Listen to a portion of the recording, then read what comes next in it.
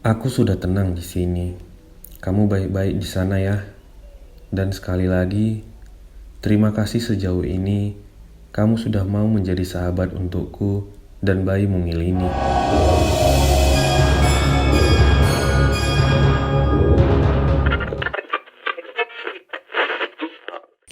Hai teman-teman semua, selamat datang dan mendengarkan kembali Radio Tengah Malam. Di video kali ini kita bakal membacakan cerita-cerita yang sudah dikirim para kontri ataupun daripada kalian. Sebelum itu, jangan lupa klik tombol berlangganan ataupun tombol jempol ke atas. Jika kalian ingin mentraktir kopi, bisa kalian klik link di deskripsi atau scan di sudut layar kalian. Terima kasih dan selamat mendengarkan. Sebenarnya cerita ini sudah lama tersiar kabar dan merupakan salah satu cerita paling horor di tempat sekolahku. SMA 2 Palayangan adalah salah satu sekolah paling banyak peminatnya di kota Sumedang. Bangunan sekolahan ini sangat besar dan memiliki lantai 2. Selain itu, terdapat pula berbagai pepohonan jati putih yang rindang yang masih menghiasi taman sekolah ini yang sering dijadikan tempat berteduh oleh para murid pada saat jam istirahat atau selesai pelajaran olahraga. Di balik kemegahan sekolah ini, terdapat sebuah kisah horor yang dimana aku sendiri yang telah mengalami dan menyaksikan kisah horor itu. Tapi, apa yang pernah aku alami itu tidak terlalu aku ceritakan detailnya kepada teman-temanku yang lain. Karena aku takut hal itu bisa membuat mereka menjadi ketakutan atau bahkan keluar dari sekolahan ini. Tapi, di sini aku akan menceritakannya kepada kalian karena sejauh ini aku merasa sangat resah bila menyimpan kisah horor yang pernah aku alami itu sendirian. Namaku Dini. Aku seorang perempuan yang dulu pernah sekolah di SMA 2 Palayangan sebelum aku menikah. Aku pernah punya sahabat karib yang bernama Asti. Sebenarnya, Asti termasuk ke dalam salah satu murid yang baik dan juga sangat pintar. Sebelum pada akhirnya, cinta membuat ia gila hingga meninggal dan gentayangan. Asti adalah teman baikku di sekolah, teman baik yang selalu ceria dan juga sangat menghiburku. Tapi belakangan ini, sudah hampir 1 minggu lamanya, dia terlihat murung dan jikalau bertemu, wajah kusutnya sangat begitu nampak. Hingga akhirnya, aku memberanikan diri bertanya kepadanya. Karena barangkali, dia memiliki masalah pribadi yang disimpan sendiri hingga menjadi beban baginya. Awalnya Asti tidak mau menjawab pertanyaanku. Hingga terus-terusan aku desak, dan akhirnya barulah dia mau membeberkan segalanya. Jujur, hal ini membuatku sangat terkejut saat dia bilang bahwa di dalam perutnya kini ia telah mengandung sebuah janin hasil hubungan gelapnya dengan Rian yang dimana adalah pacarnya. Ya sudah, kenapa kamu gak nyuruh Rian aja buat tanggung jawab? Ucapku padanya siang itu di perpustakaan sekolah saat sedang sepi. Sudah, tapi kamu harus tahu yang diucapkan sama Rian itu malah balik mengancam aku bahwa kalau aku gak gugurin kandungan ini, si Rian bakal bunuh diri, balas Asti. Lelaki kok cemen gitu? Ya kalau mau enak, harus siap sama tanggung jawabnya kali. Timpal aku sedikit kesal. Sudah ya, kamu gak usah aduin hal ini ke Rian, apalagi ke orang lain. Cukup kamu dan aku aja yang tahu, karena ini buat keselamatan aku juga, balas Asti memelas kepadaku dengan mata yang berkaca-kaca. Seminggu setelah aku mendengar kejadian itu, aku lebih intens lagi menanyakan kabar Asti di sekolah. Hal yang paling menyedihkannya, tiap kali aku mendekati Asti selalu mencoba menjadi perempuan yang tegar dan pura-pura tersenyum di depanku. Aku tahu, hal itu Asti lakukan agar aku tidak terlalu risih dan mencemaskan dirinya. Tapi, Asti gak paham bahwa kerisihanku itu terjadi karena dalam hatiku, aku sangat peduli kepadanya. Tepatnya di hari Senin sore, tidak kayak biasanya, Sore itu, Asti menungguku pulang. Ia berada di gerbang sekolah dan terlihat dari kejauhan. Wajahnya yang kusut, dipaksa tersenyum sambil melambaikan tangannya kepadaku. "Hai Din, jangan pulang dulu ya. Temenin aku di lapangan sekolah. Ada yang mesti aku obrolin," ucap Asti di depanku. Aku yang masih bingung dengan tingkah lakunya, lalu mengangguk dan mengikuti keinginannya untuk pergi ke lapangan basket sekolahan yang memang lokasinya tidak terlalu jauh dengan gerbang. Di sana, kemudian kami berbincang-bincang. Dia memberikan sebuah gelang kayu kepadaku dan menyuruhku untuk menjaga gelang tersebut sambil mengucapkan kata terima kasih karena sejauh ini aku merupakan satu-satunya teman yang senantiasa ada dalam situasi dan kondisi apapun. "Apaan sih kok ngomong kayak gitu?" balasku pada Asti sedikit menimpal kesal. Hari semakin sore, dan di sore itu kami berdua mulai melangkah keluar gerbang sekolah untuk pulang ke rumah masing-masing, tanpa terbesit sedikit pun firasat bahwa hari itu akan menjadi hari terakhir aku melihat senyum kecil di wajah sahabatku itu. Keesokan paginya, seisi sekolah digemparkan dengan ditemukannya sosok mayat seorang perempuan tengah tergantung mengenaskan pada tangkai pohon jati. Mayat tersebut terlihat kaku dengan kondisi mulut yang berbusa. Sepertinya sosok mayat tersebut mengakhiri hidupnya dengan meminum racun terlebih dahulu untuk mengurangi reaksi sakit sebelum kemudian bergantung diri. Aku yang baru sampai gerbang sekolah kemudian berlari dan dengan segera menghampiri kerumunan warga juga pihak kepolisian di depanku itu. Sesaat kemudian, suara teriakanku pun pecah ketika kedua mataku sampai pada sebuah pemandangan yang membuatku tidak percaya. Karena sosok mayat tersebut tak lain adalah Asti, sahabat sejatiku. Aku pun langsung mendekap tubuhnya dan menangis sejadi-jadinya. Hingga saking tidak percayanya dengan keadaan itu, aku pun tidak sadarkan diri. Sudah 3 hari aku tidak masuk sekolah. Dari semenjak kejadian itu, karena sakit hati, juga sakit badan, dan masih tidak percaya bahwa satu-satunya sahabatku di kelas pergi meninggalkanku dengan cara yang tidak wajar. Seharian dari kemarin, aku hanya bisa memandangi gelang pemberian dari Asti. Juga mengingat-ingat ucapan terima kasihnya yang terakhir yang sampai saat ini masih terngiang-ngiang dalam ingatanku. Sebuah surat dari sekolah sore itu sampai ke rumahku. Surat tersebut berisikan bahwa esok hari akan diadakan kegiatan alih gudeg dan jurit malam, dan seluruh siswa diwajibkan untuk ikut serta karena kegiatan ini berhubungan langsung dengan nilai rapor untuk kelulusan nanti. Aku yang merasa sudah cukup baik memutuskan untuk mengikuti kegiatan agar pikiranku bisa sedikit lebih bebas dan tidak terfokus pada kesedihan yang berlarut-larut. Semua siswa dan siswi berkumpul melingkar di lapangan basket sekolah. Di atas kepala, purnama terlihat terbelalak terang. Dan entah kenapa, sedari tadi, sejak kakiku melangkah masuk ke lapangan ini, aku merasa ada seseorang yang sedang mengawasiku. Entah dari sudut yang mana, yang jelas perasaanku mengatakan bahwa aku seperti sedang diawasi.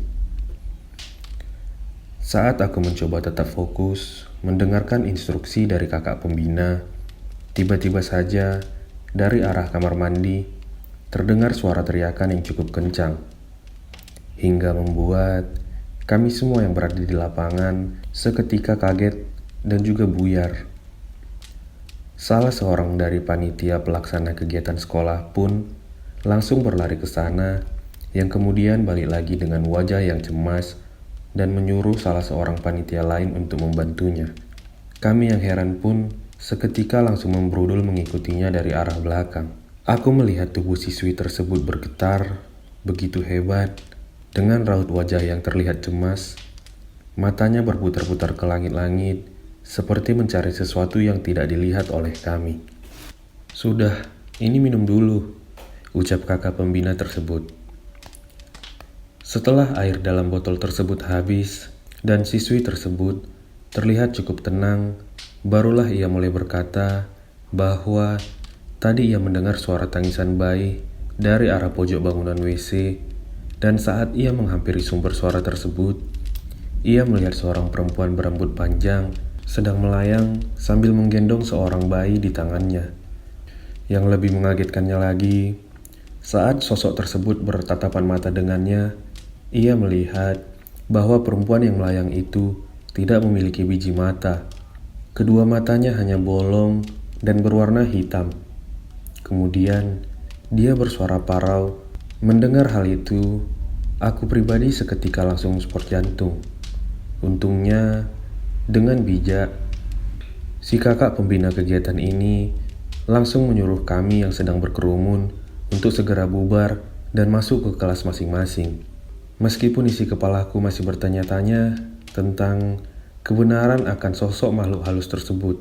Saat aku sedang berjalan menyusuri lorong untuk masuk ke kelas, tiba-tiba saja selintas kedua bola mataku menangkap sosok seorang perempuan yang sedang berjalan di depanku. Dan sosok tersebut terlihat sama sekali tidak asing. "Asti." "Hei Asti, tunggu," gumamku. Aku pun mengejar sosok itu hingga terlihat ia berbelok ke arah kanan, kemudian masuk ke gedung sekolah. Tapi ketika aku sampai di sana, aku sama sekali tidak melihat Asti ada di sana. Aku hanya melihat tembok pembatas yang berwarna putih kusam.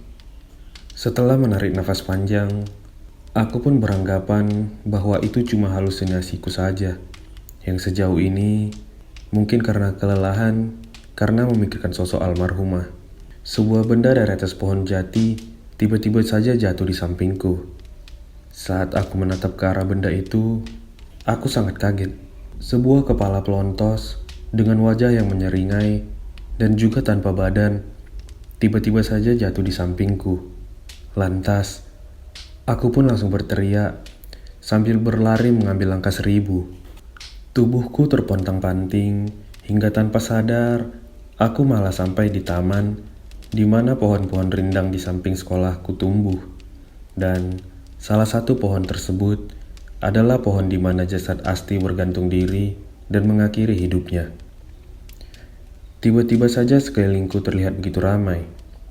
Aku melihat berbagai makhluk dengan beraneka rupa dan bentuk tengah menatap tajam ke arahku. Sebelum kemudian, salah satu makhluk yang berwujud seperti genderuwo tiba-tiba saja meloncat dari atas pohon dan mendekap tubuhku. Aku merasa sesak sekali. Tapi, makhluk-makhluk lain di sekelilingku seperti tertawa riang. Belum lagi, terdengar suara gamelan yang tiba-tiba saja bertabuh entah dari mana sumbernya. Kemudian, makhluk lain yang berwujud seperti seekor ular besar berkepala perempuan, berwajah keriput, melilit kedua tanganku dan lidahnya terlihat bercabang 2, serta mendesis jijik di atas wajahku. Aku merasa sangat sesak karena perlakuan 2 makhluk gaib itu. Aku cuma mendengar mereka tertawa, mengikik melengking seolah puas sebelum pada akhirnya semua terlihat gelap dan aku tak ingat lagi apa-apa. Tiba-tiba saja sahabatku tersenyum berjalan menghampiriku. Ia terlihat sangat cantik dengan gaun berwarna serba putih. Tapi yang membuatku heran adalah sesosok bayi dalam gendongannya. Bayi tersebut terlihat sangat lucu dan berwajah persis seperti dirinya. "Asti, itu siapa?" tanyaku. Yang kemudian sahabatku kembali membalasnya dengan senyuman. "Ini anakku," balasnya. "Lalu, di mana kamu sekarang? Kenapa kamu bunuh diri, Asti?" tanyaku kembali. Sahabatku itu kemudian semakin berjalan mendekat ke arahku. kemudian duduk di sampingku bersama bayi mungil yang sedari tadi dibawa olehnya. Aku tidak bunuh diri. Aku dibunuh karena Rian gak mau mengakui ini anaknya. Mendengar pernyataan tersebut, aku seperti disambar petir di siang bolong. Seketika tubuhku bergetar hebat dan mulutku terasa keluh untuk berbicara. Aku sudah tenang di sini. Kamu baik-baik di sana ya. Dan sekali lagi, terima kasih sejauh ini. Kamu sudah mau menjadi sahabat untukku dan bayi mungil ini. Sosok tersebut kemudian perlahan pudar dari pandanganku dan lalu menghilang. Aku masih merasa belum percaya bahwa aku kembali bertemu dengannya, seseorang yang sejauh ini sangat aku rindukan. Sebagai balasannya, tiba-tiba saja air mataku berderai tanpa aba-aba di kedua pipi. Dini, alhamdulillah, begitulah kalimat pertama yang aku dengar dari wali kelasku. Juga beberapa teman sekelasku yang saat ini sedang melingkar mengerumuni tubuhku di ruangan UKS. Saya kenapa, Bu? Ucapku penuh pertanyaan. Kemarin kamu kecapean kayaknya. Terus kakak kelas kamu nyariin kamu. Taunya mereka malah nemuin kamu tergeletak di taman sekolah. Balas Bu Guru. Memang benar sejauh itu. Itu hal yang terakhir aku ingat. Tapi perihal aku bertemu dengan Asti, sama sekali tidak akan aku ceritakan. Saat aku hendak duduk di samping teman-temanku, tiba-tiba saja Pak Suripto yang merupakan satpam sekolah datang dengan tergesa-gesa ke arah kami. Ada apa, Pak? Tanya Bu Guru. Gawat, Bu. Gawat, timbalnya. Gawat kenapa, Pak? Balas Bu Guru tidak kalah panik. Rian, Bu. Rian meninggal kecelakaan, jawab Pak Suripto. Aku yang mendengar kabar tersebut kembali langsung dibuat kaget, karena Rian adalah nama yang sama yang pernah diucapkan oleh almarhum sebagai kekasihnya. Terus sekarang gimana? Balas Bu Guru.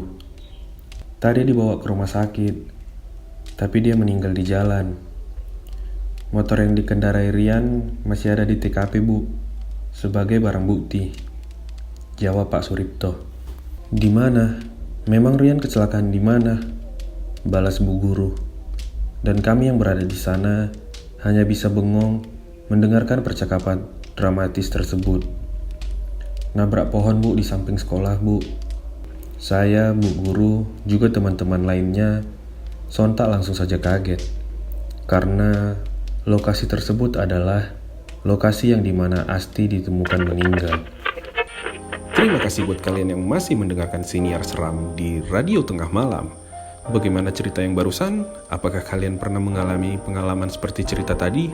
Atau punya pengalaman lain yang ingin diceritakan? Kalian bisa mengirim email ke email yang telah tertera di layar, agar bisa berbagi kepada teman-teman lainnya. Akhir kata, kita ucapkan terima kasih telah mengirimkan pengalaman kalian. Dan jangan lupa klik tombol berlangganan atau share ke teman kalian. Terima kasih, sampai bertemu di siniar berikutnya.